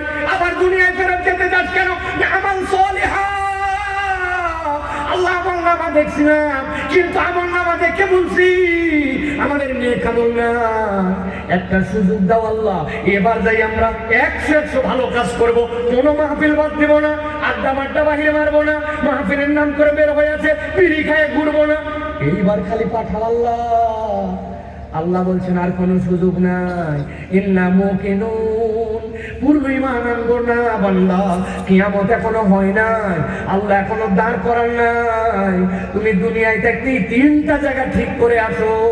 আল্লাহর আয়াত স্বীকার করা লাগবে। 2 নম্বরে আপনাকে পূর্ণ মুমিন হতে হবে, মাথায় ধরুক চাই না ধরুক, আল্লাহর বিধানের উপরে কোনো বিধান নাই, এইটার স্বীকার করার নাম ঈমান, ঠিক না? আল্লাহর জন্য আমল করে যেতে হবে। ভক্কর চক্কর করে কেবল পার করে গেলাম, আর আল্লাহর কাছে যাওয়ার পরে বললাম, আল্লাহ বুঝি নাই, ওই কথা বললে কাজ হবে না। নামাজ পড়ো না কেন? সামনে রোজার মাস, দেখে এবার নামাজ খালি পড়ছি। আপনার পরিবর্তন নাই কেন? আর বলেন না, একবার খালি হজ করে ফিরি, দেখো কেমন হুজুর হই, বেটির বিয়ে খালি দেয়, তারপরে পরিবর্তন। আপনি রমজান পর্যন্ত যে ধাক্কা দিলেন, মধ্যের মাসের হিসাব কে দিবে? আপনি যে 25 বছর পর্যন্ত বয়স দেখালেন, আপনার ওটার হিসাব বরাবর করবে কে? আপনি মেয়ের বিয়ে পর্যন্ত যে আল্লাহর জন্য সময় নিলেন, ওইটার হিসাবটা কি আমলনামা থেকে বাদ যাবে? আল্লাহ বলছেন না, ফারজিনা না'মাল সালিহা, ওই দিন যাওয়ার পরে ভালো কাজ করতে যাবি, ওই দিন কিন্তু আর সুযোগ পাওয়া যাবে না, ঠিক না? তাহলে 1 নম্বর চিত্র আমাদের শেষ। 1 নম্বর চিত্রের অপরাধ 3টা, একদম মনে রাখতে হবে। আল্লাহর আয়াত জেনে না জেনে, বুঝে না বুঝে অস্বীকার করা। 2 নম্বর, পূর্ণ মুমিন না হওয়া। আমি আমার বুঝ নিয়ে চলি, আমার মতো করে চলি। কিরে ভাই, আপনি কেন সুদের কারবার করেন? কয় যে আধুনিক দুনিয়া, এটা তো লাগে একটু। ব্যবসায় মিথ্যা কথা বলেন কেন? বলছে ভাই মিথ্যা না বলে হয় না ভাই, কিছু কৌশল অবলম্বন করা লাগে। মানে উনি আল্লাহর বিধান পূর্ণ বিশ্বাস রাখেন, আল্লাহর প্রতি ওনার পূর্ণ ভরসা নাই। আর 3 নম্বর, আমলহীন জিন্দেগি পার করছে। চল একরকম চলেই যাচ্ছে, জীবনের কোন চলেই যাবে। এই যারা করবে, আল্লাহ বলতেছেন আল্লাহর নবীর সামনে তাদেরকে আল্লাহ দাঁড় করায় ওই দিন হিসাব বরাবর করাবেন। আল্লাহ যেন আমাদেরকে হেফাজত করে, বলেন আল্লাহুম্মা আমিন। তাহলে আজকে আলোচনা হবে কয়টা চিত্র? 2টা। এবার চলেন শেষ চিত্রে আজকের আলোচনায় আমরা যাই। আছেন তো আপনারা? চলেন। আল্লাহ বলছেন, আমার হাবিব, হাসরের ময়দানে একদল লোক আপনি দেখতে পাবেন আল্লাহর সামনে চলে আসছে। আসার পরে তারা বলতে শুরু করেছে, ইয়া ওয়াইলাতা লাইতানি লাম আত্তাখিজ ফুলানান খলিলা। বুকের মধ্যে বাড়ি দেয়, কপালে বাড়ি দেয়, আর আফসোস করে, আল্লাহ রে আমাদের বড় আফসোস। কি জন্য তোমাদের আফসোস? ফেরেশতারা শোনো তো, কি কারণে আফসোস করে? তারা বলতেছে আমাদের আফসোসের ছোট্ট একটু কারণ, লাম আত্তাখিজ ফুলানান খলিলা, আজকে আমরা বেঁচে যেতাম, কোনো আফসোসই থাকতো না যদি আমরা ফুলানকে বন্ধু না বানাতাম। আমি বানান করব, আপনারা উচ্চারণ করবেন যদি বাংলা পড়ালেখা জানেন তাহলে। ফয়রস্যকারে ফু, লয়াকারে লা, গুমতান্ন উচ্চারণ করেন। সবাই পারেন না, না ভাই? আচ্ছা, যারা পারেন না তারা বলেন না, যারা পারেন আরেকবার বলি। ফয়রস্যকারে ফু, লয়াকারে লা, গুমতান্ন উচ্চারণ করেন। আল্লাহ, আমি আজকে বড় বিপদের আফসোসে। কেন? আমার আফসোসের কারণ আল্লাহ, আমি যদি ফুলানকে বন্ধু না বানাতাম। আপনাদের এই হাসনাবাদ কুমিল্লায় আপনাদের ফুলান নামে কারো বন্ধু আছে? আছে না? তাহলে তো আপনারা বাইচেই গেলেন, আলহামদুলিল্লাহ। হুজুর আমাদের কোনো ফুলান নামে বন্ধু নেন? জি না ভাই, এই ফুলান মানে কিন্তু ওই বন্ধুর নামের ফুলান নয়। আরবিতে ফুলান মানে হচ্ছে উমুক। আল্লাহ, আজকে আমার আফসোস, আমি যদি উমুকরে বন্ধু না বানাতাম। এই এত আফসোস করি, হাসরের ময়দানে দাফাস লাফাস, ফুলানের নামে এত অভিযোগ। কি তোর এই বন্ধু তোর কি ক্ষতি করছিল? শীতের দিনে লাত খায় তোরে নদীতে নামাইছিল, তোর কি পাকা ধানের মধ্যে মই দিছিল, তোর বাড়ি থেকে আগুন লাগায় তোর বাড়ি পুরাই দিছিল। এই বন্ধুর ব্যাপারে তুই আজকে এত বেশি আফসোস, তারা যদি বন্ধু না বানাতাম না আল্লাহ।